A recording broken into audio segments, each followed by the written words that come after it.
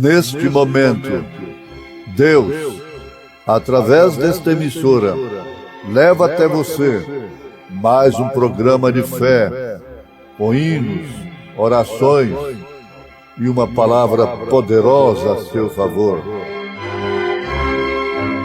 Fé para vencer o mundo. Somente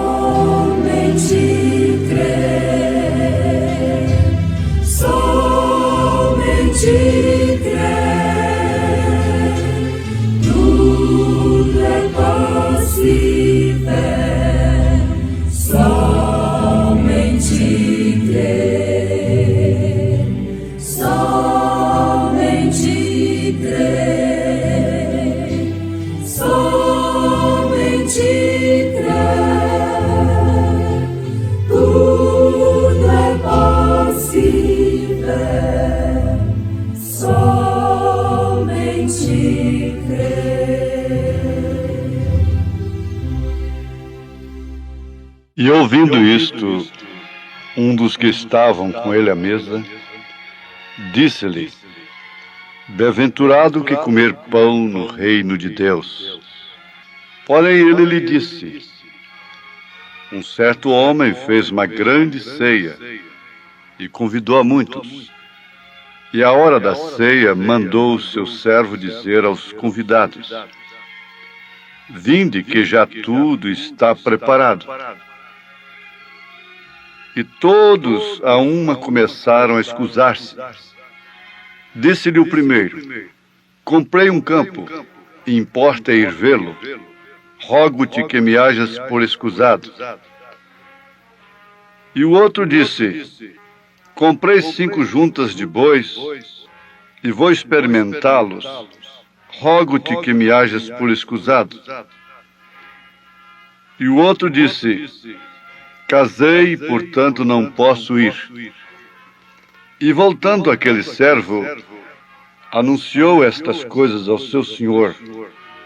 Então o pai de família, indignado, disse ao seu servo: Sai depressa pelas ruas e bairros da cidade e traze aqui os pobres e aleijados e mancos e cegos.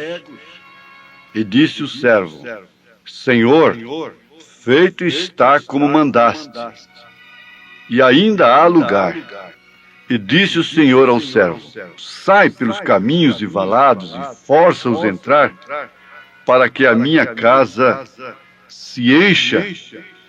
Porque eu vos digo que nenhum daqueles varões que foram convidados provará a minha ceia.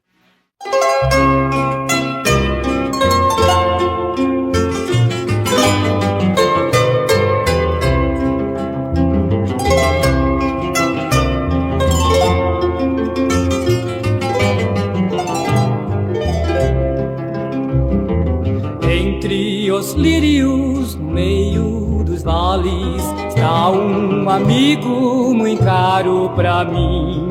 Quero segui-lo, isento dos males, vê-lo no céu com os anjos, enfim. Meu Salvador Jesus, ó Filho do bom Deus, graças por tua luz que veio do céu, por mim provaste a cruz, por mim morreste, Jesus.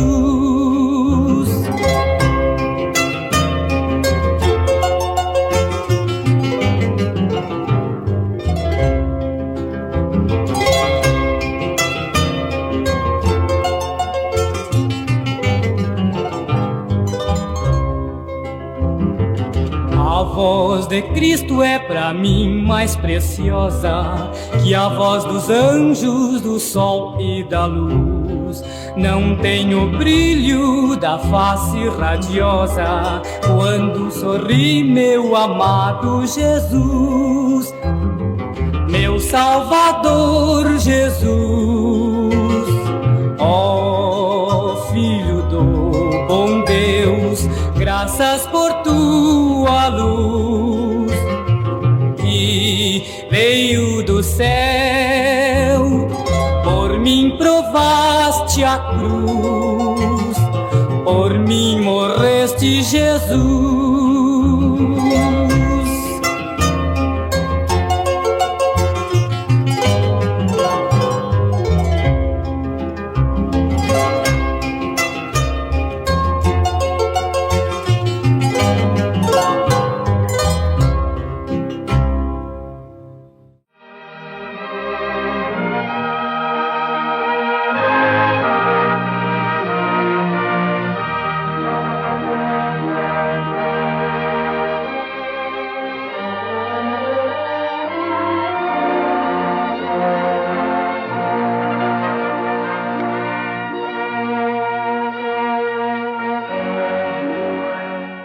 Muito bem, meus ouvintes, esse programa que você ouve, Fé para Vencer,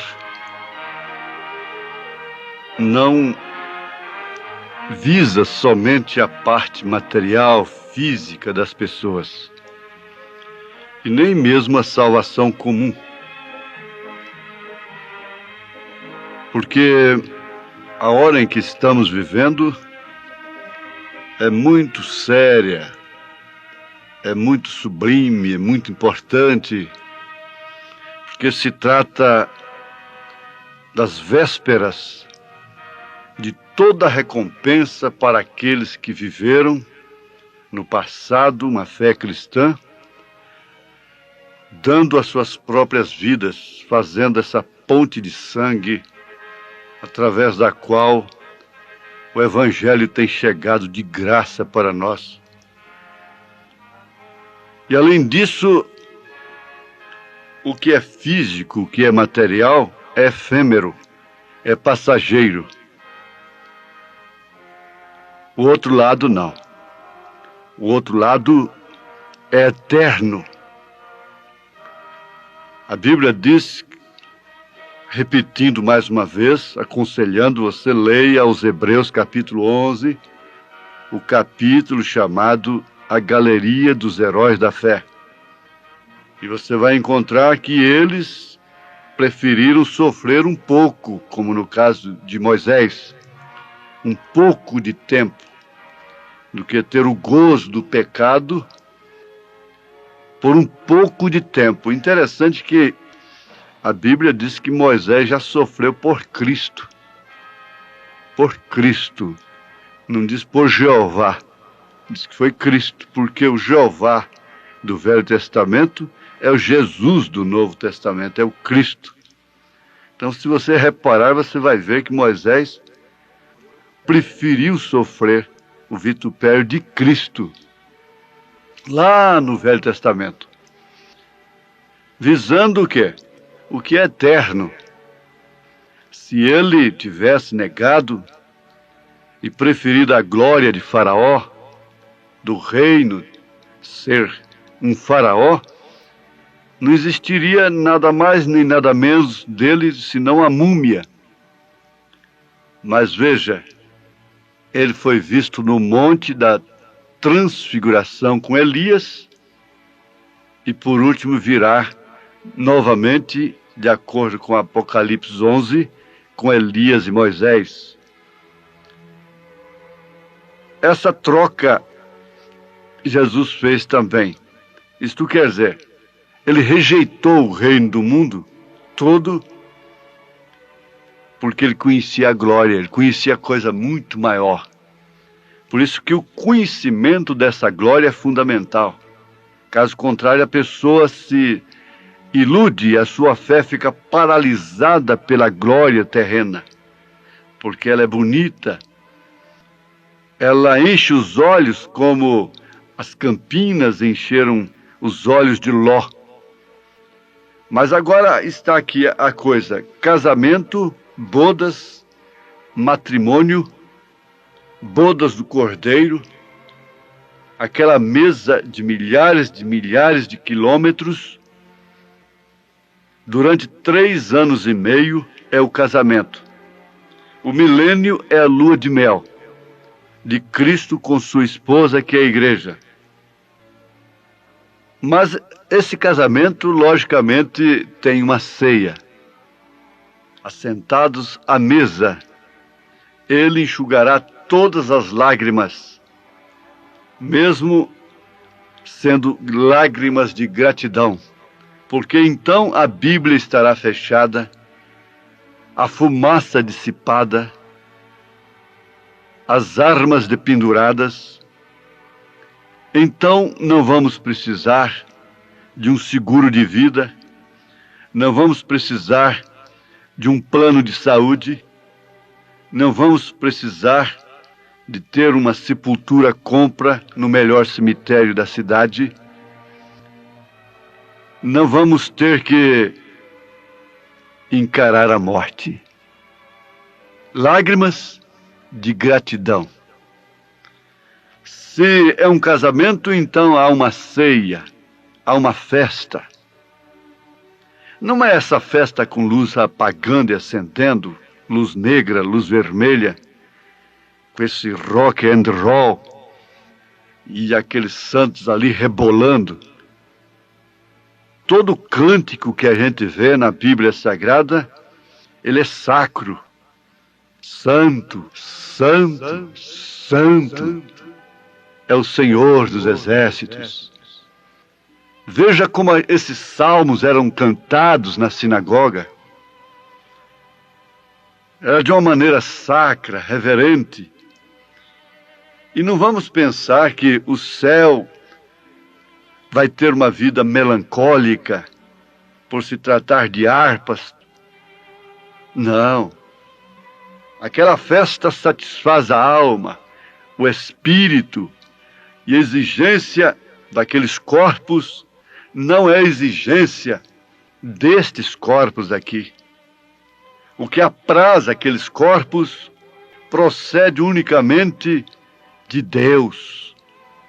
Aquele ambiente é um ambiente que você tem 500 anos como 15 minutos. Não satura. A eternidade com Deus não tem saturação. Então é uma ceia, e é uma grande ceia nessas bodas do Cordeiro. E Jesus observou aqui, através dessa parábola da grande ceia, capítulo 14 do Evangelho segundo São Lucas, uma coisa muito tremenda, que deve levar todos à reflexão, ao exame introspectivo, que aquele Senhor fez, preparou esta grande ceia, e para entrar nesta grande ceia, o meio principal era o convite. E aqueles homens ricos, que tinham bois, fazendas, campos, ouviram o convite, receberam o convite, receberam o Evangelho, que é um convite, são boas novas, mas eles não tiveram tempo de participarem, de irem para a grande ceia.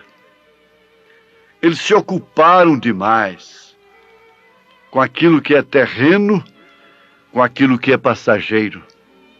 Marta, Marta, estás ansiosa demais, muito aflita, por me tratar de forma material. É o que a igreja, de um modo geral, está fazendo. Quer dar o tratamento de Marta a Jesus, se preocupando com o físico de Jesus Cristo. Mas o próprio Senhor Jesus afirma: Maria escolheu a melhor parte, aquela que não lhe será tirada. E ao encarar, ao convidar, dar a condição para um mancebo de qualidade muito rico, Jesus declarou assim: mais fácil é um camelo entrar pelo fundo de uma agulha do que um rico entrar no reino de Deus, no reino dos céus. Esta parábola mostra por quê. Porque eles não têm tempo para ouvir o alarido, atenderem ao alarido que é a mensagem do dia. Ninguém pode discutir isto. Eu vou bater nisso. Meu irmão, minha irmã, examine a história da igreja, as 7 eras da igreja, e verás que cada mensageiro, ele foi recebido ou foi rejeitado. Ele foi recebido, aceito por aqueles que realmente tinham tempo para participarem desta grande ceia. Eles deixaram seus bois, seus campos em segundo lugar. Ou pelo contrário, eles não tinham nada. Eles eram mancos, aleijados, cegos. Jesus disse para aqueles homens que enxergavam a lei: melhor fora que vocês fossem cegos. Melhor fora que vocês nunca tivessem conhecido o Evangelho e ouvissem agora. Melhor para muitos foi não ter conhecido, para ouvirem agora a mensagem genuína da hora. Isso aconteceu com cada mensagem em cada era. Principalmente quando o broto da semente que foi semeada brotou, que foi com Lutero. Depois John Wesley, logo os dons espirituais. E agora a mensagem do arrebatamento. É um convite. Mas como não havia príncipe naquela multidão seguindo a Jesus, isto é complexo de pobreza o que é? Não. Isto é ver a coisa à luz da palavra. Deus não tem um evangelho, uma igreja para cada classe social. Não. Isso é um paradoxo com as Escrituras. O evangelho, a condição para o pobre é a mesma para o rico. Para o indouto, o analfabeto, o evangelho que vai levá-lo para as bodas do Cordeiro, para a grande ceia, é o mesmo para o rico. Por isso você precisa obedecer 3 ordenanças de Jesus. Primeiro, ser batizado em seu nome. Segundo, participar de uma ceia de pão asmos e vinho puro, simbolizando respectivamente o corpo de Jesus e o sangue de Jesus. O fruto da vide, o mais puro que você encontrar. O pão feito com farinha integral, com apenas água levada ao forno, o tipo do forno da aflição que Jesus enfrentou. Mas ali não tem transubstanciação. Ali não é o corpo, cabelos, unhas de Jesus Cristo como ensinam por aí a velha tradição. Não. Ali é tipo, é símbolo. Você está tomando aquilo como um tipo e como um testemunho de que você é vencedor pelo sangue do Cordeiro e que ele levou sobre si as nossas transgressões, carregou sobre si os nossos pecados. Esse aqui é o convite. Agora, a roupagem, não tem que ninguém de smoker. Não, eu tenho minha roupa própria. Eu tenho o meu evangelho. Eu penso é assim, eu acho é assim. E como todos os caminhos levam a Roma, eu também irei para os céus. Todos os caminhos, todas elas são boas. E tem uma que atende à minha classe social, à minha posição financeira. Não, não. Para aquelas bodas, Jesus tomou um exemplo muito importante. É que naquele tempo eles convidavam para uma ceia, para uma festa, e ficava ali uma pessoa, um porteiro, entregando a roupagem própria para aquela ceia. não fazia diferença depois que estivesse ali dentro, porque todos estavam com a mesma roupagem. Era o dono da festa que dava a roupagem. E Jesus disse que foi encontrado um lá dentro com a roupagem própria, diferente. Jesus disse que ele foi lançado na grande tribulação. Ele foi lançado no lugar que há ranger de dentes. Ele foi lançado na quinta dimensão. Ele queria, de fato, estar na grande ceia. Ele sabia que aquilo era importante, que aquilo era tudo, que aquilo era glorioso, como o mundo chamado cristão sabe e quer os céus, mas à sua maneira. Essa roupagem própria chama-se credo, dogma, que existe os montões, mais de 1000 credos e dogmas dentro do cristianismo, cada um com a sua interpretação. Mas o convite é um só, o evangelho é um só, o batismo é um só, que é o dos apóstolos, a fé é uma só. Efésios capítulo 4. Não há 2 evangelhos, não há 3 evangelhos. Pode haver muitos partidos, pluralidade de partidos, politicamente falando, religiosamente falando é a mesma coisa. Não se passa de partidos políticos religiosos. O que forma a política religiosa é exatamente isso. Mas, de Jesus Cristo, é uma só. É uma roupagem apenas. Paulo chegou a dizer: ainda que eu mesmo, ou um anjo do céu, vos anuncie outro evangelho, além deste que eu tenho vos anunciado, seja anátema, seja excomunhão, abominação. É mentira o anátema. Anátema é uma excomunhão, é uma abominação, é uma roupagem própria, outro evangelho. Por isso será lançado no lago de fogo, onde há ranger de dentes. Aquele que tenta entrar pela sua própria maneira, carece de humildade, de aceitar a condição de Jesus Cristo. Nós não somos melhores do que ninguém, pelo contrário, somos mais defeituosos, somos mancos, aleijados, cegos. Mas a diferença é que nós aceitamos o alarido, aceitamos a roupagem, aceitamos o convite e não temos tido embaraço. Deus cortou o nosso caminho da fama, do progresso. Nós deixamos tudo. Você tem deixado tudo, porque você tem visto isto pela fé. Bodas do Cordeiro, ceia do Cordeiro, festa do Cordeiro.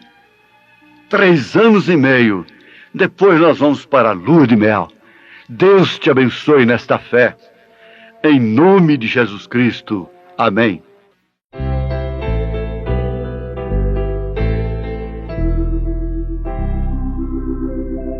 Quando eu vir o céu, as sombras se dissiparão. Que dia feliz! Vendo o Salvador, a paz virá ao meu coração. Que dia feliz! Quão prazenteiro será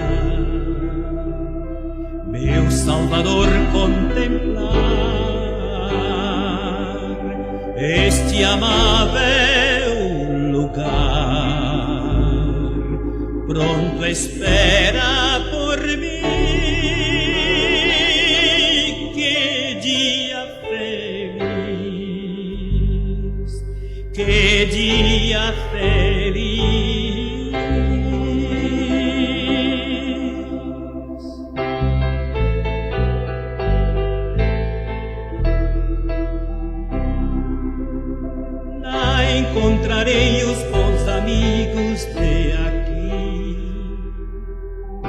Que dia feliz! Junto de Jesus hei de pra sempre estar ali. Que dia feliz! Quão prazenteiro será meu Salvador contemplar este amável lugar. Pronto espera por mim. Que dia feliz! Quando eu vir o céu, as sombras se dissiparão. Que dia feliz! Vendo o Salvador, a paz virá ao meu coração. Que dia feliz! Quão prazenteiro será meu Salvador contemplar este amável lugar. Pronto espera por mim. Que dia feliz! Que dia feliz!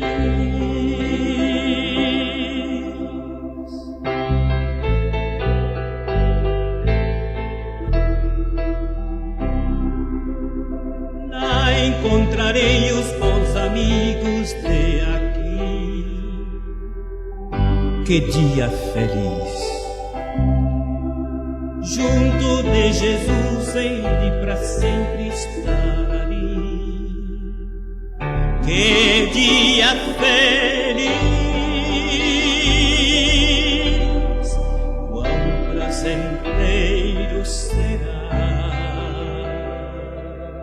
meu Salvador contemplar